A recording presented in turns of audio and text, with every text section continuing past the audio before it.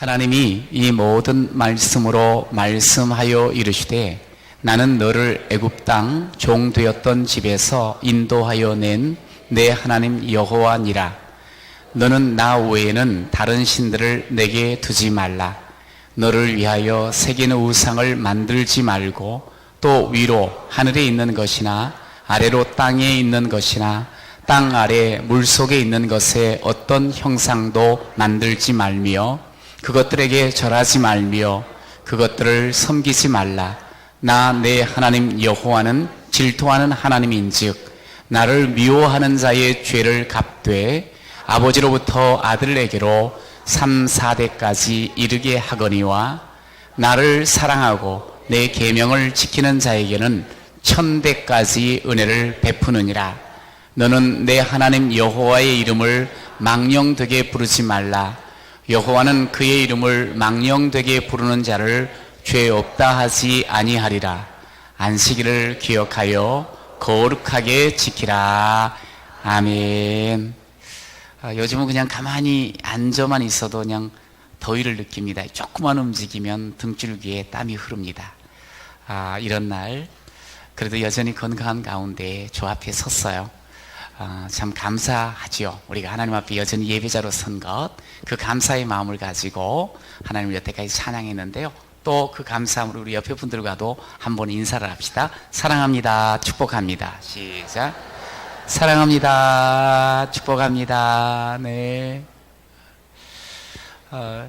이번 주간에 우리 중등부 그리고 유년부, 초등부가 수련회와 여름성경학교를 했습니다. 조금 전에도 이야기한 것처럼 그냥 가만히 있어도 그냥 더위를 느끼는 이때에 참 제가 다른 부서뿐만 아니라 아마 똑같을 거예요. 우리 유년부가 이렇게 여기에서 하는 모습을 보니까 선생님들이 그냥 열심히 구슬땀을 흘려가면서 아이들과 함께하는 그 모습, 아이들을 가르치는 모습, 아이들과 함께 예배하는 그 모습이 너무너무 아름다웠어요.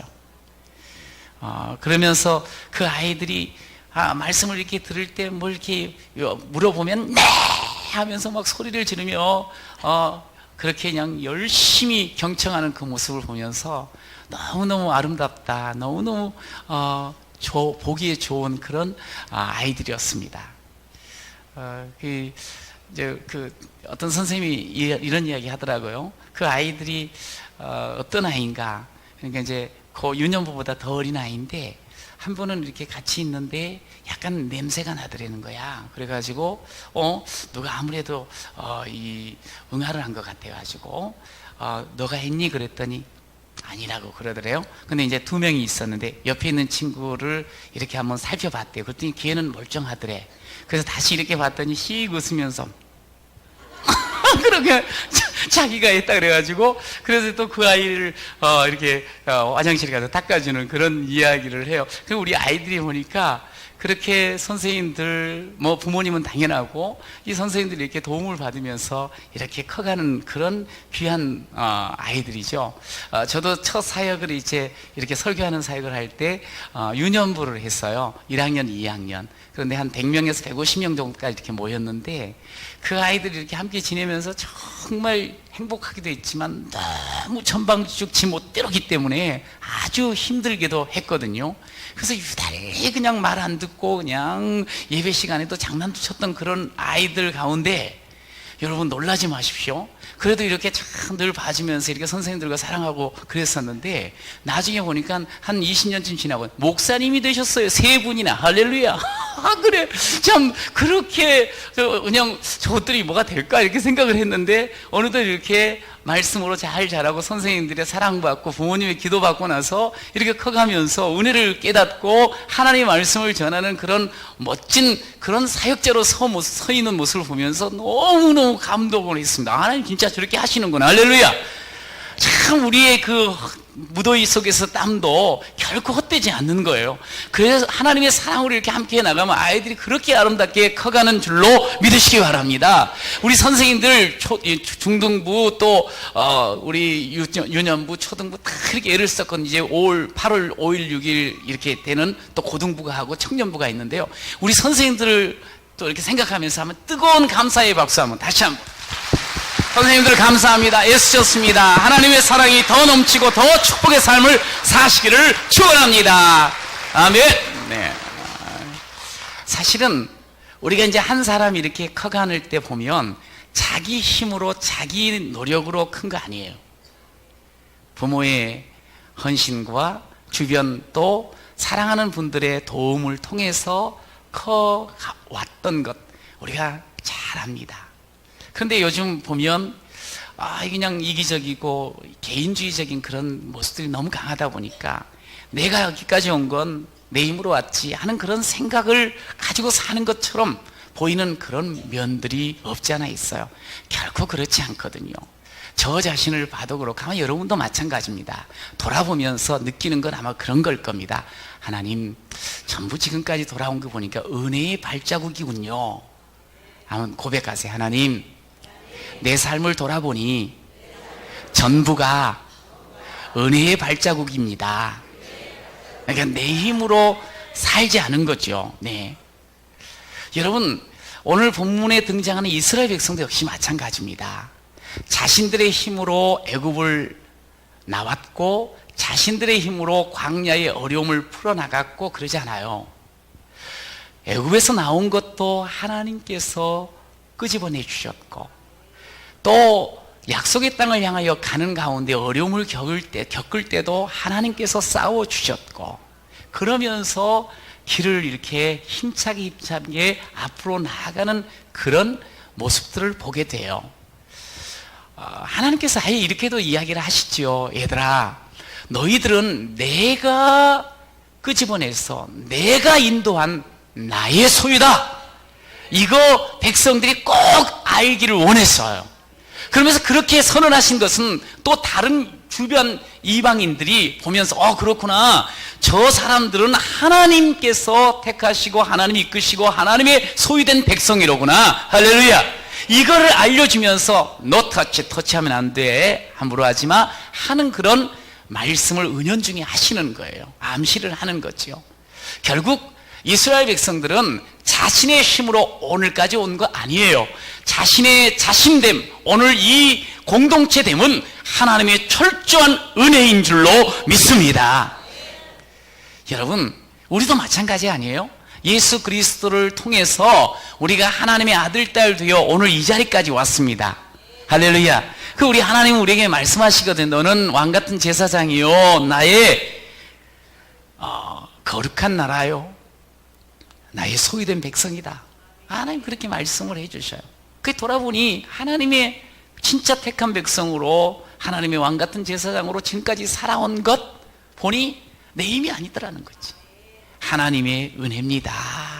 여러분, 이런 고백이 우리 가운데 끊이지 않기를 간절히 축원합니다. 그렇습니다.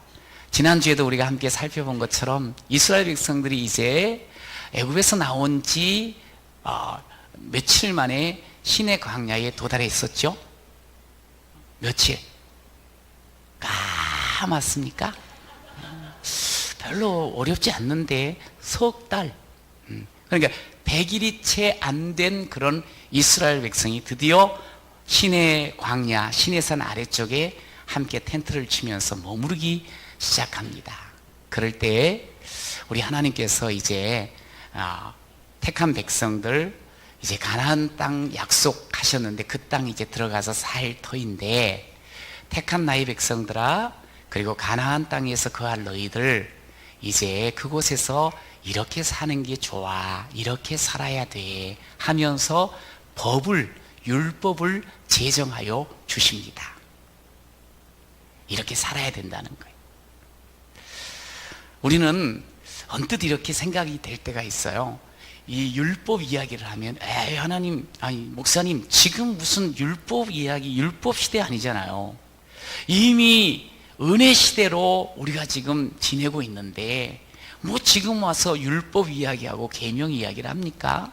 아니, 그렇게 우리를 율법과 계명으로 속박하면 되겠어요? 지금 이 시대가 어떤 시대인데, 인간의 권리, 인권이 지금 가장 고양된 시대고 인간의 자유를 최대한 확보해 주려고 하는 이때에 왜 속박하십니까? 거추장스럽게 왜 법을 들이댑니까? 혹 그런 생각을 할 수가 있어요.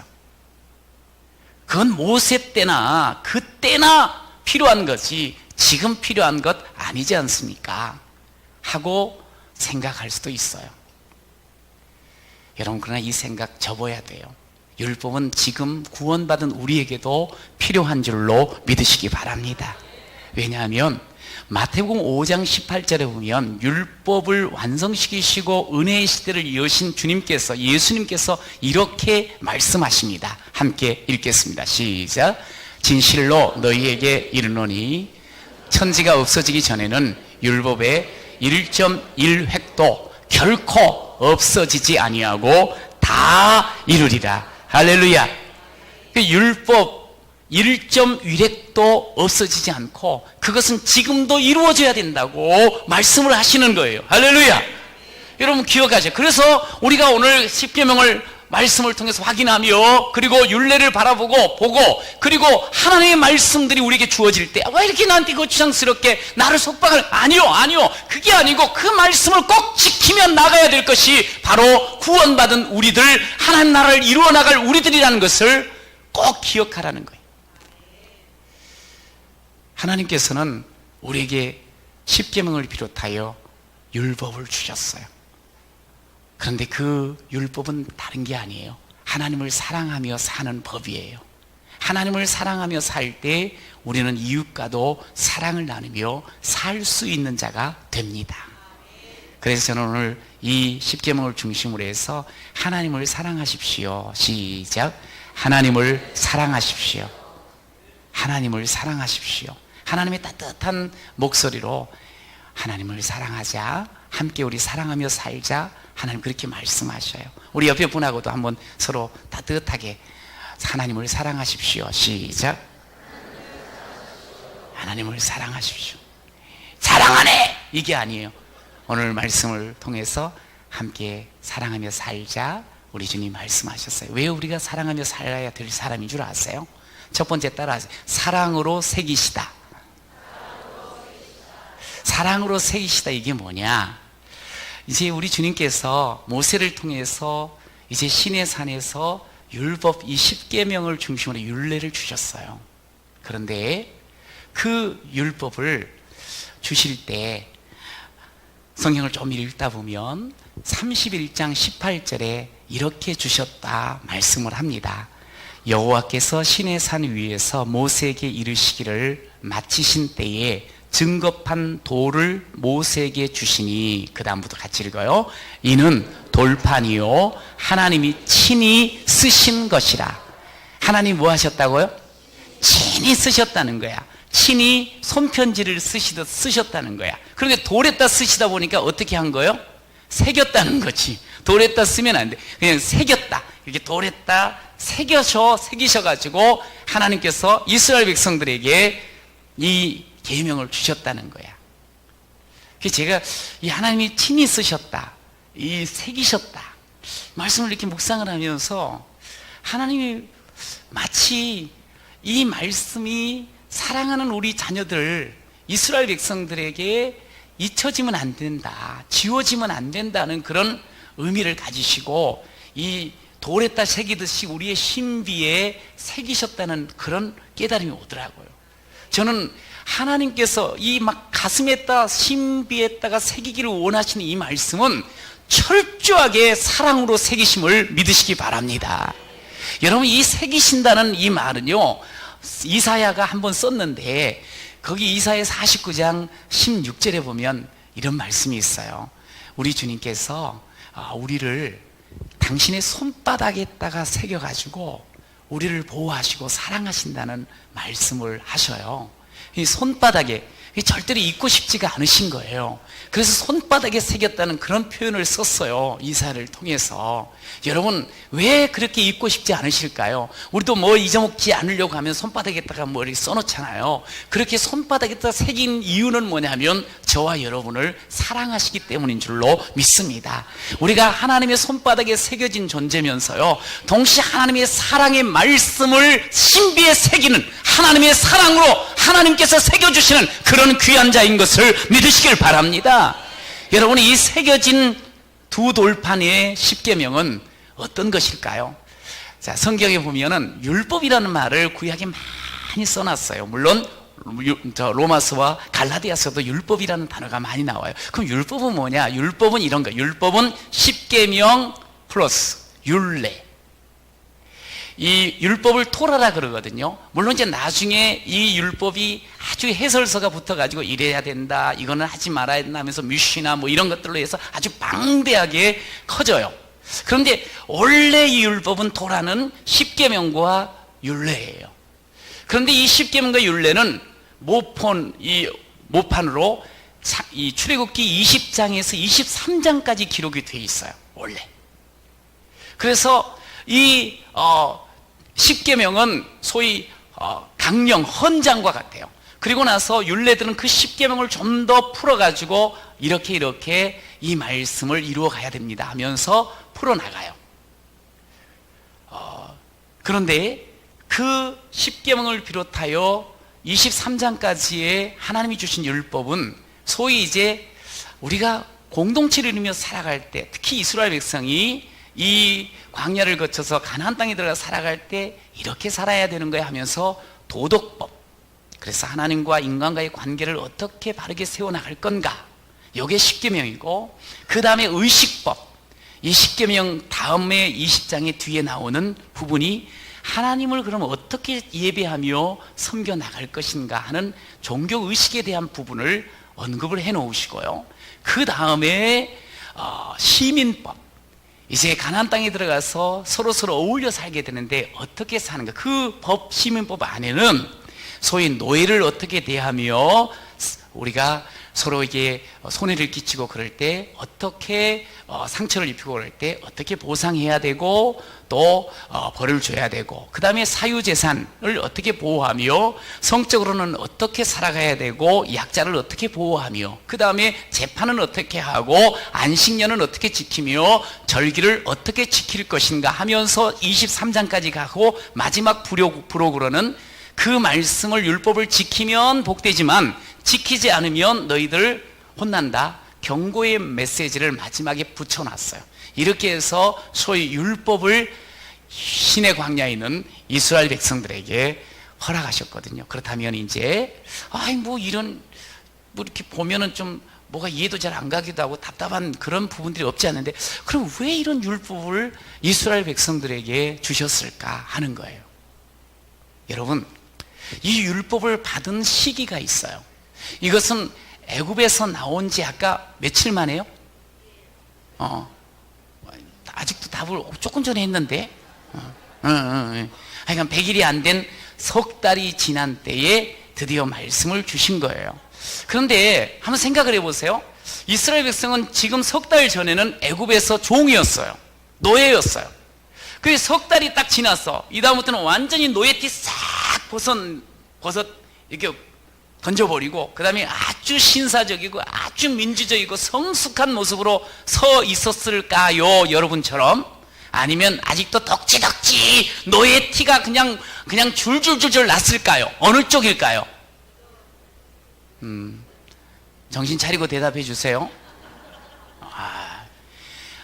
30일 이 석 달쯤 지나고 나니까 깨끗하게 노예티 벗은 게 아니에요. 430년 동안 대대로 노예로 살아왔던 이 사람들은 아직도 노예티를 벗지를 못했어요. 그걸 노예 근성을 가지고 있다고 말할 수가 있어요. 석 달밖에 안 됐으니까. 노예 근성은 어떤 것인 줄 아세요? 아침에 일어나자마자 주인님, 갑자기 그런 생각이 나는 거예요. 오늘 또 그 주인이 나한테 뭘 시킬까, 이런 거 하면서 인상 팍 쓰는 거야. 그러면서 이게 몸에 배어가지고 눈치 보기 그냥 선수들이야. 눈치를 보는 거야. 눈치. 스스로 뭘 못하고, 그리고 무책임하고 무질서하고 절망 잘하고 또 포기 잘하고, 이 노예들은 그런 삶을 살아왔거든. 그래도 괜찮아, 그냥 그렇게 사는 거야. 그런데 그런 모습으로 여전히 3개월이 지나도 그 티를 벗어나지는 못하는 거야. 주님 하나님이 봤을 때 안타깝지. 아직도 오합지졸이야. 질서가 전혀 없어. 걸핏하면 남 탓하는 거야. 원망받기 못하는 거야. 이러다 보니까 하나님께서 그들한테 그렇게 살면 안 되는 거야 하면서 정말 그들을 끄집어내시고 구원하신, 그리고 인도하신 하나님께서 사랑함으로 얘들아 이제는 이렇게 살아야 되는 거야 하면서 삶의 기준과 표준과 행동의 그 법칙들을, 방식들을 보여주신 거예요. 자, 이거 미워서 주신 걸까요? 사랑해서 주신 걸까요? 네, 2층도 대답하셔요. 물론 많이 덥지요.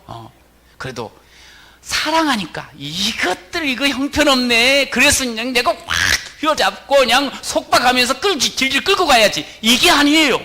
이 말씀을 주신 건, 이 계명을 주신 것은 사랑하기 때문에 너희들이 그렇게 살아야 되는 거야 하고 주시는 거예요. 왜냐하면 여태까지 온 것이 하나님의 절대적인 사랑으로 이끌어 오셨거든요. 여러분 요한일서 4장 8절에 보면 뭐라 그러세요? 이는 하나님은 사랑이심이라. 시작. 그러니까 우리 하나님은 사랑하시는 분이세요. 사랑을 가지고 대화하시는 분이세요. 여태까지 이스라엘 백성은 그렇게 해오셨고, 그러니까 결국 이 말씀을 주신 것도 사랑 때문에, 이 계명을 주신 것도 사랑하기 때문에, 할렐루야, 그렇게 주신 것을 오늘 가르쳐 주는 거예요, 우리에게. 여러분 보세요. 십계명은 아주 우리를 속박하는 게 아니에요.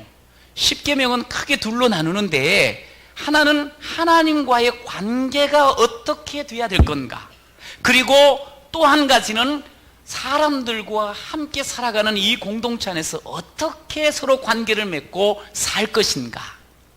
결국 이 관계를 바르게 맺음으로 인하여 행복하게 살기를 원하시는 하나님인 거예요. 하나님이 뭐냐면 결국에는 사람은 혼자 사는 게 아니잖아요. 같이 관계를 맺으면서 살아갈 때 결국 행복이라는 건 좋은 관계 속에서 누릴 수 있는 것이거든요. 그래서 하나님이 행복하라고 우리에게 이 계명을 주시는 줄로 믿습니다. 오늘 아주 확실하게 우리에게 보여주는 이 주님의 마음, 주님의 사랑을 볼 수가 있어요. 5절을 한번 읽어봐요. 시작. 그것들에게 절하지 말며 그것들을 섬기지 말라. 나 내 하나님 여호와는 질투하는 하나님인즉 나를 미워하는 자의 죄를 갚되 아버지로부터 아들에게로 3, 4대까지 이르게 하거니와. 몇 대까지 이르게 된다고? 3, 4대, 길게 잡아서 4대까지. 이 말은 뭐냐면 죄 지으면 이렇게 된다는 거야. 안 좋아진다는 거지. 죄의 영향력을 결국 입게 된다는 거지. 거봐. 하나님께서는 속박하신다니까. 이거 봐. 우리 그냥 겁주는 거잖아. 갑자기 또 이 말씀을 들으면서, 보면서 그렇게 생각할 수 있어요. 여러분, 그런데 이 말은 하나님께서 막 우리를 미워해가지고 하시는 게 아니에요. 실질적으로 우리가 죄를 짓고 잘못을 범하며 삶을 살아가잖아요. 그러면요, 보세요. 아버지가 잘못 살았어. 그러면 자식들이 아주 잘 살기가 어려워요. 엄마가 형편없어요. 그런데 딸과 자식들은 아주 멋지게 살기가 쉽지가 않아요. 죄에 사로잡히고 중독되어 살아가는 그런 모습 속에서 그 자녀들은, 손주들은 영향을 받게 돼 있다는 거예요. 하나님 말씀대로 살지 못하고 제 멋대로 살아갈 때 그 죄의 결과, 죄의 영향력은 3, 4대까지 이른다는 거예요. 그건 당연한 거예요. 그 속에서 우리는 몸부림치며 회개하며 더 바르게 하나님 앞에 서 나가는 그런 사람이 되는 거예요. 자, 그런데 죄를 미워하시는 하나님은 3, 4대를 이야기를 하시다가 6절이 너무 귀한 말씀입니다. 시작. 나를 사랑하고 내 계명을 지키는 자에게는 뭐요? 1000대까지 뭐 한다고? 은혜를 베푸시느니라. 할렐루야. 아유, 죄를 미워하시는 하나님은 3, 4대까지 영향을 끼치게 하지만 결국에는 하나님을 사랑하고 계명을 지키는 사람에게는 1000대까지 은혜를 베풀어 주신다. 제가 이 말씀을 보면서요, 이렇게 제목을 잡아요. 4대 1000. 여기 4대 1000. 그 4대 1000, 그러면 계산해 보니까 몇 배인 거야? 계산이 쉽게 안 나오죠? 네, 250배예요. 그러니까 뭘 잘못했어. 혼내. 그런데 사실은 잘하고 하나님 말씀대로 하면 1000배.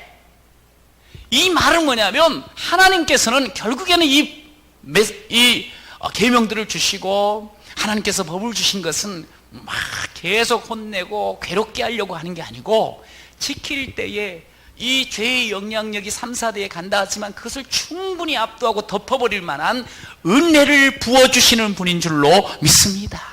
여러분, 이게 하나님의 마음인 거예요. 결국에는 이 말씀들은, 이 계명들은 하나님이 축복하려고, 우리를 축복하려고, 우리를 잘되게 하려고 주시는 말씀인 줄로 믿으시기 바랍니다. 그러니까 계명을 두려워할 필요가 없어. 자, 그런데 그 하나님이 우리를 사랑하신다는 걸 다시 한번 딱 찍기 위해서, 확인하기 위해서 5절에 보니까 중간에 좀 독특한 표현을 하나 발견하게 돼요. 하나님께서 어떤 분이라는 거예요. 5절에 보니까 질투하는 하나님이시래요. 우리가 보통 하나님에 대해서 이렇게 찬양을 할 때 질투하시는 하나님이라는 말 거의 안 쓰잖아요. 이상하다, 여기는 왜 질투라는 말을 썼을까? 여러분, 묻겠습니다. 질투는 누가 하는 겁니까?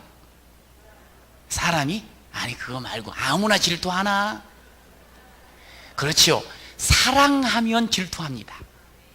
여러분도 좀 질투해 보셨죠? 여기 한번 해보셨을 거예요. 사랑은, 그러나 사랑하지 않고 관계없으면 소 닭 보듯이 누가 뭐라고 신경도 안 써. 그런데 이제 부부가 둘이서 이렇게 손을 꼭 잡고, 아니 손 잡지 말고 이렇게 서로 떨어져서 가고 있어요. 그런데 어느 날 이렇게 보니까 남편이 자꾸 눈이 한쪽으로 가는 거야. 그래서 저것이 왜 그럴까? 남편이 그래서 이상해서 이렇게 같이 그 시선을 따라가 봤더니 이 부인 자기와는 다른 어떤 사람이 딱 거기 가고 있는 거야. 나보다 훨씬 더 이쁜 것 같고 막 그래. 그래서 자꾸 그걸 쳐다보는 것 같아. 그럴 때 부인들은 아이고 여보 좋은 거 발견했네, 같이 볼까? 그런 사람이 어디 있겠어요. 눈 똑바로, 바로 그러면서 그래 놓고 이거 자꾸 하면 집에 가면 없어 막 그러면서 이게 뭐냐면 사랑하니까.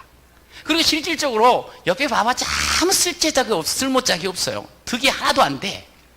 그냥 사랑하는 사람 사랑하고 살아가야 돼. 이게 자꾸 돌리면 서로 간에 질투하는 그런 모습. 이게 사랑하면 질투하게 돼 있어요. 사랑하면. 여러분, 어찌 보면 어떻게 유치한 것 같잖아. 난 사람들이 서로 그런 걸 하면. 그런데 하나님은 유치한 표현까지 써가면서 뭐라 그러는 거 아니에요? 우리를 사랑하신다는 거예요. 질투하시면서까지 우리를 사랑하신다는 거예요. 여러분, 사랑하신 분이 말씀하시는 거, 그거 우리를 죽이려고 주시는 말씀이겠어요? 아니라는 거예요. 그 말씀대로 살면 1000배의 은혜가 임할 줄로 믿으시기 바랍니다. 이건 사랑하니까 주시는 말씀이라는 거예요. 속박하기 위해서가 아니라는 거예요. 여러분 잘 기억해야 돼요. 하나님 계명, 율법, 그리고 하나님 우리에게 주신 이 말씀들은 우리를 힘들게 하려 하시는 게 아니에요.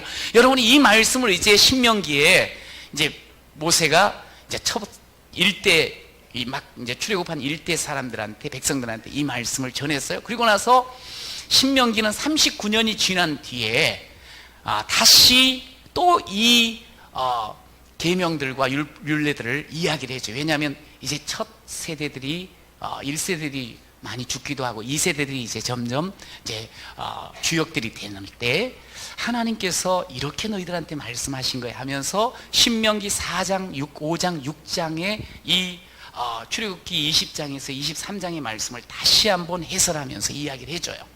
그럴 때 계명에 대해서 명확하게 이렇게 말씀을 합니다. 신명기 4장 30절에 보니까 너와 내 후손이 복을 받아 내 하나님 여호와께서 내게 주시는 땅에서, 가나안 땅에서 한없이 오래 살리라. 할렐루야. 그 결국 말씀을 붙잡고 살아가면 하나님이 사랑으로 주신 말씀으로, 새겨진 말씀으로, 사랑으로 새기신 말씀으로 붙잡고 살아가면 너무너무 복되고, 그리고 그곳에 이 가나안 땅에 들어가서 아주 행복하게 자손들과 함께 살 것이다. 말씀을 주셨어요. 여러분 그렇습니다. 이게 하나님의 마음이라는 거예요. 사랑하면서 새겨서 우리에게 주셨다는 거예요. 결국 나중에 가서 결론적으로 신명기 10장에 보면 내가 오늘 네 행복을 위하여 이게 율례를 주셨다는 거예요. 율법을 주셨다는 거예요. 뭘 위해서 주셨다고? 오늘 내 행복을 위하여. 따라하세요. 내 행복을 위해서 율법을 주신 것 감사합니다. 여러분, 이 말씀이요, 기억하셔야 돼요. 결국 하나님께서 우리에게 주신 말씀들은 나의 행복을 위해서 주신 거로구나. 여러분, 그러기에 이제 그 사랑으로 새겨진 말씀 앞에 우리가 어떻게 반응하며 살 것인가 하는 거예요. 따라하세요. 사랑이 사명이다. 네, 사랑이 사명이다. 여러분, 2절에 보면 나는 너를 애굽 땅 종되었던 집에서 인도하여 낸 내 하나님 여호와라 말씀을 했어요. 이 말은 뭐냐면 내가 너 너무너무 사랑했단다. 그래서 거기서 끄집어내지 않았더냐, 그래서 여기까지 이끌어오지 않았더냐, 내 사랑 알지 하는 거예요. 그러면서 이제 계명 1계명 2계명에서 10계명을 주시고 율례들을 쭉 열어주셔요. 어떻게 우리가 하나님 백성으로, 구원받은 백성으로 살 것인가 하는 거예요. 결국에는 우리에게 하나님이 말씀하시는 건 다른 게 아니에요. 사랑으로 살아야 돼. 사랑으로 사는 것이 사명 감당하는 것이야. 할렐루야. 미워하고 싸우고 헐뜯고 무너뜨리고 그거 아니고, 그러면 그것은 말씀대로 사는 게 아니야. 사랑하며 사는 것이 결국 사명을 이루는 삶이야. 그렇게 말씀을 하셨어요. 여러분, 사랑을 하게 되면 이 계명을 지키는 것이 어려울까요? 쉬울까요? 사랑을 하면, 사랑으로 대하면 자식들 키우는 게 고역일까요? 행복일까요? 별로 행복이 아니에요.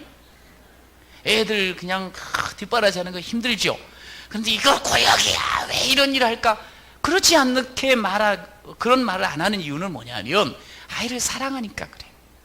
사랑하면 우리 교사들도 막 아이들을 위해서 땀을 흘리지만 그게 즐거운 거야. 그게 행복한 거야. 그렇기 때문에 사랑하는 것은 즐겁고 쉬운 거예요. 여러분, 요한일서 5장에 보니까 이렇게 말씀을 합니다. 같이 읽어봅시다. 시작. 하나님을 사랑하는 것은 이것이니 우리가 그의 계명들을 지키는 것이라. 그의 계명들은 무거운 것이 아니로다. 여러분, 계명이 무겁다 그랬어요? 아니라 그랬어요? 그게 무거운 것이 아니라는 것은 뭐예요? 가볍다는 말씀이에요. 가볍다는 말씀은 뭐냐면 이 계명을 지키는 것이 힘들고 고역이고 괴롭고 아니라는 거예요. 하나님 앞에 사랑받은 것을 기억하고 사랑으로 살게 되면 이 계명은 지키는 것이 결코 무거운 것이 아니라고 이야기를 하나님께서 하셨어요. 제가 한 집사님을 알게 됐는데요, 이 집사님을 보니까 참 그렇게 삶이 그렇게 막 부유하고 넉넉한 분은 아니에요. 근데 놀랍게도 선교를 위해서 스탠바이가 되어 있는 분이에요. 이번에도 한 목사님을 통해서 이야기를 들어봤더니 이렇게 이야기를 했대요. 중국에 지금 교회가 필요한데 돈이 한 1,500 정도가 필요한데, 그랬더니 그냥 선뜻 다른 말 안 하고 그냥 보내주더라는 거예요. 이야, 그러니 사실 거금 아니에요. 그런데 그렇게 그냥 선뜻 별로 큰 연고가 없는데도 보내준 거 보면 야, 이분 참 부자구나. 그런데 그렇지 않더라고. 이야기를 들어보니까 물론 한 20, 30년 전인데, 그런데 이제 이분이 안산 쪽에 있는 바닷가에 사시는 분인데 그 집이 아이들이 이야기를 하는 게 뭐냐면 자기들이 참 어릴 적에 추억이 있었다고, 너무 좋았다고 하는 그 추억이 뭔 줄 아세요? 여러분, 그 옛날에 설날이라든가 명절 전에 꼭 하는 거 있었죠. 뭐 하죠? 여러분, 요즘 매일 하는 거 있잖아. 목욕. 그런데 그때는 이 연중 행사야. 그래가지고 이제 그 설날이 되면은 애들을 데리고 나간대요. 그래가지고 목욕을 딱 하고 그 다음에 이제 백미가 뭐냐면 딱 끝나고 나와서 자장면을 싸 먹는 거. 그게 너무 좋았다고 그렇게 이야기를 자녀들이 하는 거예요. 성장을 했지만. 그러니 그때나 지금이나 그렇게까지 그냥 크게 부자가 된 것은 아니에요. 그런데도 이분은 하나님 앞에서 정말 받은 은혜가 너무 크다는 것을 지금도 잊지 아니하고 쉽게 헌신을 하는 거예요. 그냥 몇 날 며칠 고민하고 이러면 우리가 뭐가 부족하고 뭐가 어떻게 되고 앞으로 어떻게, 이런 거 안 따지고 늘 준비를 해놨다가 쉽다는 거예요. 저는 우리 성도들 가운데도 참 이런 분들을 보면서 너무 존경해요. 뭐냐면 열심히 땀 흘려서 얼마나 힘들게 일합니까? 그럼에도 그것을 가지고 하나님 나라를 위해서 즐겁게 드리는 그 모습들을 보면서 너무너무 귀한 분이다, 하나님이 얼마나 귀하게 여기실까 하는 생각을 해요. 여러분, 하나님의 사랑과 은혜를 기억하고 있으면 섬기고 헌신하고 또한 말씀을 순종하는 것이 결코 고역이 아닙니다.